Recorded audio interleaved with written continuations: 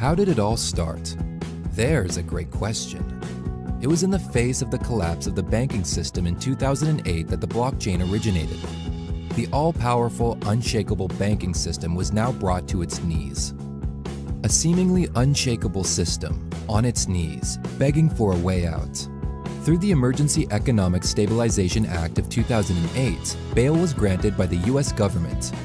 $700 billion were spent on purchasing distressed assets and providing liquid cash reserves to rescue the ailing U.S. banking system. Well, it might have been bailed out by the government, but not by us.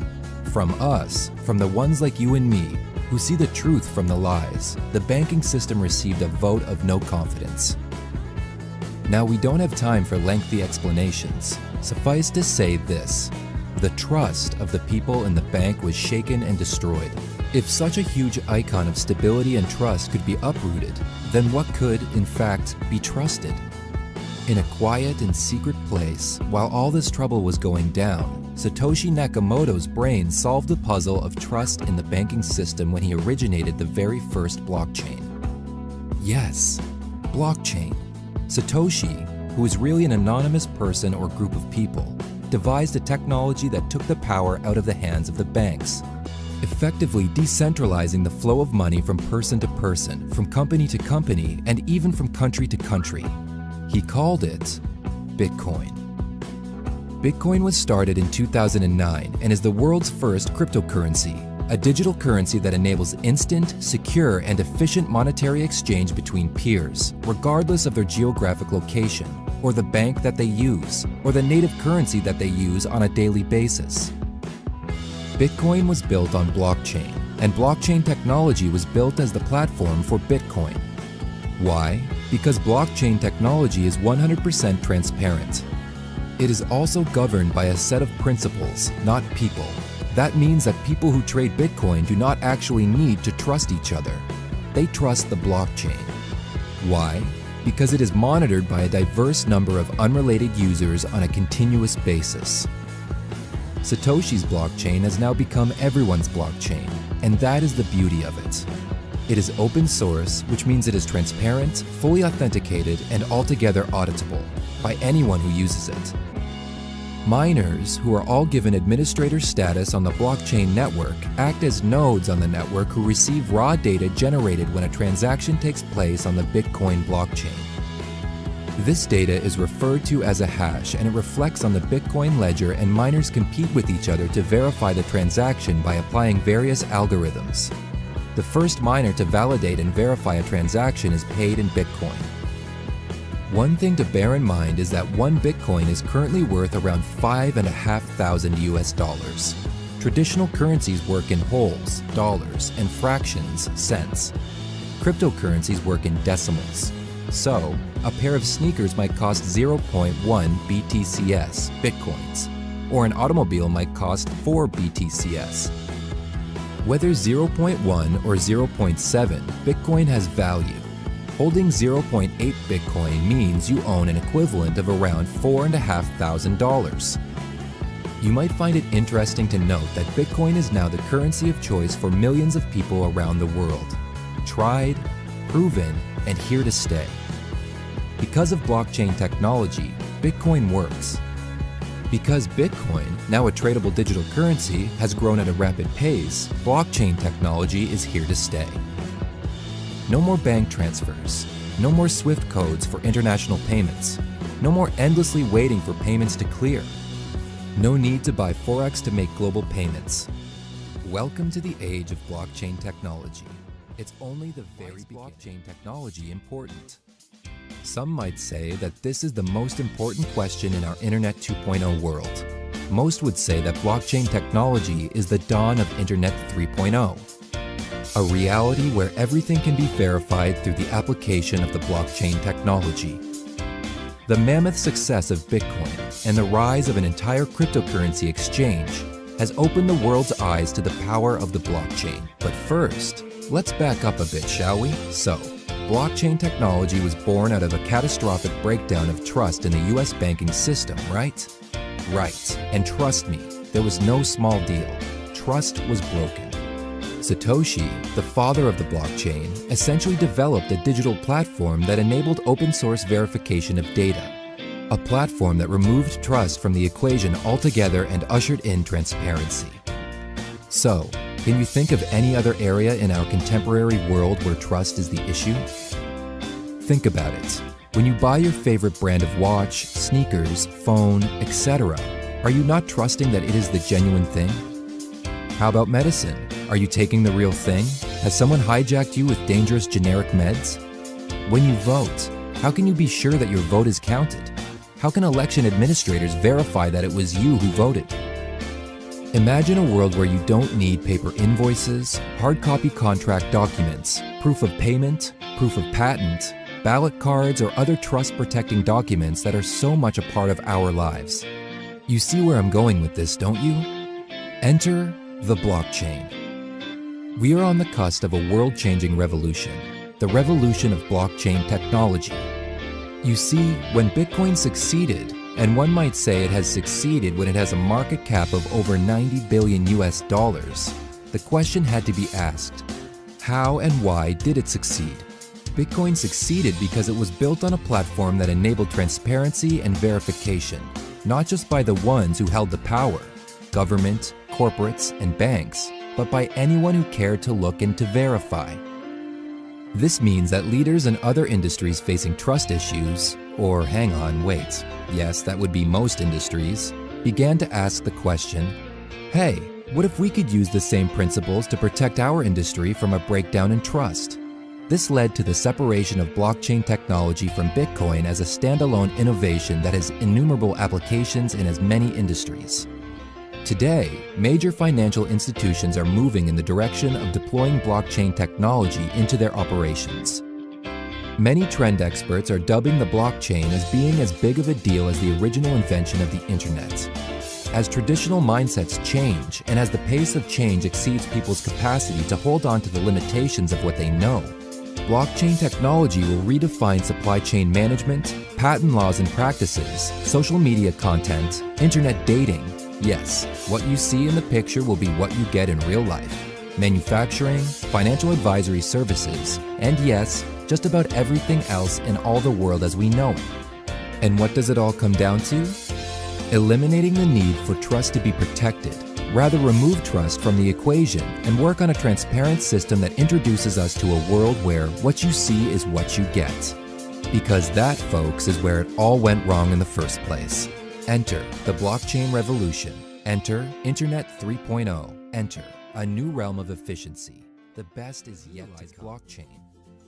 Now, that is the question that people keep asking. How will the blockchain actually change my life? In a practical way, what will change? And you see, the answer to that question is exciting to all of us. The blockchain is all about decentralizing power so that things can be fair, quick, smooth, and efficient. And Bitcoin has proved that it works. Think of the things in your life where the middleman gets in the way. Yes, Bitcoin and other cryptocurrencies have proved that banks get in the way, and that the blockchain works to get them out of the way. But what else? Well, if hundreds or even tens of thousands of blockchain members can see if I am doing what I said I would do, then why should I not enter into contracts via the blockchain? What if I could take out insurance, take a mobile phone contract, or subscribe to my internet service provider without the need for any signature or hard copies of any kind to prove that I had signed these contracts? If I require medication, my doctor can send in a script to be filled at my pharmacist via the blockchain. I can receive payment for extra work that I had done, pay my mortgage, settle my debts, all via the blockchain. The ease of use and the security of these transactions would be unprecedented. Because you see, although my transactions are totally secure, they are also largely anonymous. My relatives or colleagues, or worse, my boss, would not be able to track my private spending or how much I earn on the side. The beauty of it lies in being both secure and anonymous. It's a win-win scenario. For the first time, I am able to contract with anyone via the blockchain. More than that, I do so in such a way that there is no room for dispute, because all contractual activities are recorded on the blockchain ledger. Also, companies that had to keep archives in secure locations for a fee will no longer have to do so, because every activity on the blockchain is there for life.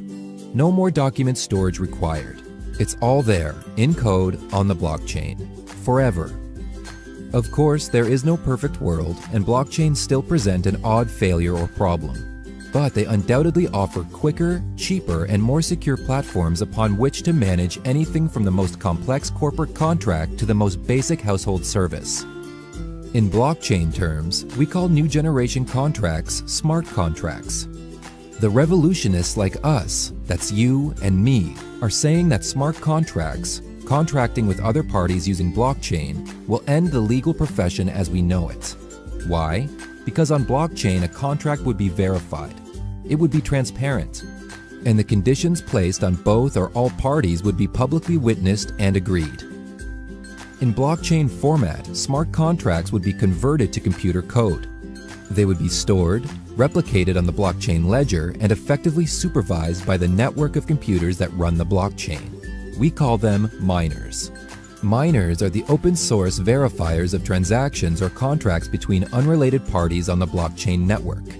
All money, property, shares, or any other form of value that changed hands, whether tangible or intangible, would be captured on the smart contract.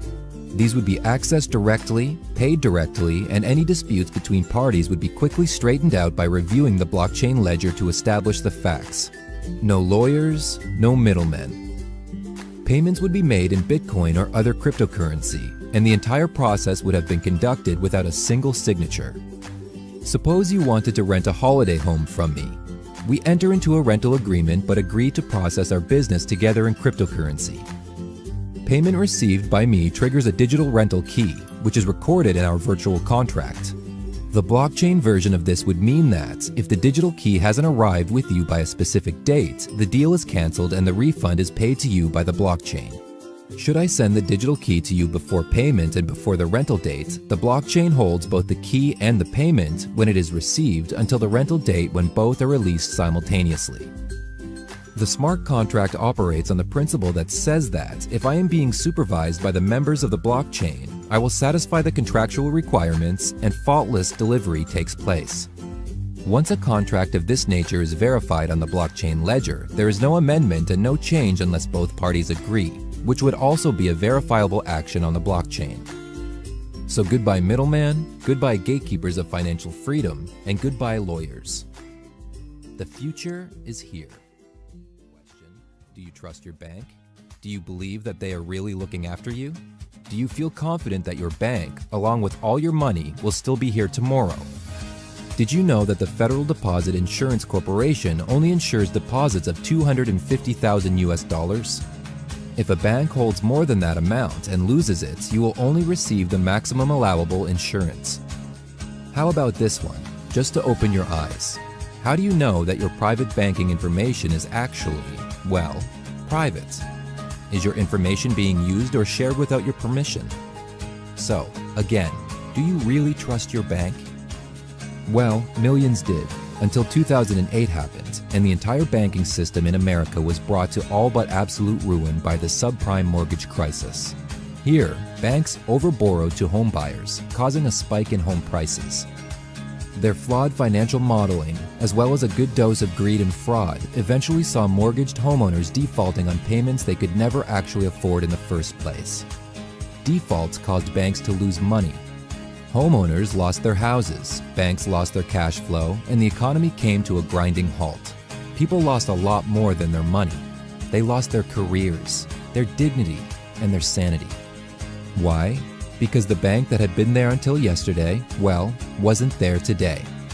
While the trouble was going down, along with many corrupt bankers and innocent citizens just looking to make it safely through to tomorrow, Satoshi Nakamoto applied his genius to the situation. Satoshi, well, that's what we like to call him, or them anyway, issued the ultimate vote of no confidence in 2009 when he started Bitcoin. Yes, Bitcoin. The anti-bank revolution that, many would say, will see the demise of the banking system right across the planet. Bitcoin is a digital currency, or more properly known as a cryptocurrency. Cryptocurrencies are not controlled by any one entity, person, or institution, and eliminate the need for centralized banking systems and trust from financial transactions. So, in essence, Bitcoin was created to enable people and organizations to engage in instant, secure, and verified financial transactions with whomever they please, without needing to rely on the banking system. This was achieved using the increasingly famous and valuable blockchain technology, which ensures that financial transactions are supervised, verified, and audited by users of the network. These users are also known as miners. Effectively, it snatched the power from the bank's hands and placed it in the hands of the people wanting to enter into transactions with efficiency and security. Bitcoin is built on a technology known as blockchain, and it's not just Satoshis anymore either. Blockchain is open source, which is where its power lies. In summary, blockchain is made up of a network of users who trade with one another using Bitcoin. Every transaction is verified by miners who act as workers on the network. They compete with each other to verify each new transaction that takes place on the Bitcoin network. When a transaction is verified, the miner who verified it is paid in Bitcoin. Once a transaction between peers on the network is verified, it cannot be changed or tampered with in any way, and that transaction is recorded on the blockchain ledger forever. One might imagine that a currency of this nature, that is a cryptocurrency, might become a tradable asset that could actually create wealth for its holders. Stop to consider then that in 2009, Bitcoin was worth $0. In May 2010, 2 pizzas were bought for 10,000 Bitcoins. Today, in 2017, you would need $5,000 to purchase one whole coin.